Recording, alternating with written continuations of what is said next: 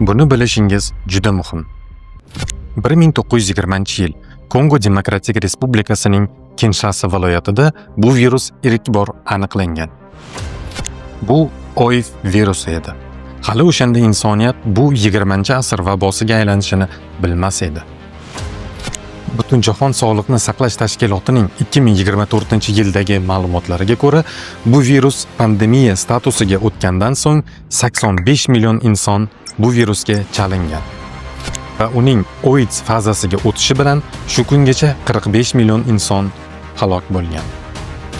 Virusning asosiy kelib chiqish sababi o'sha davrdagi mahalliy aholini maymunlarning shimpanze turiga ov qilishi va o'ljani maydalash jarayonida olingan qonli jarohatlar orqali yuqqan deyiladi.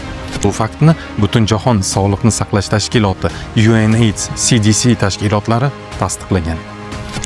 Va shu o'rinda shuni ta'kidlab o'tish kerakki, bu virusning kelib chiqishi insonlar va shimpanze o'rtasida jinsiy aloqa orqali paydo bo'lgan degan nazariya ilmiy asosga ega emas. O'zingizni va yaqinlaringizni ehtiyot qiling.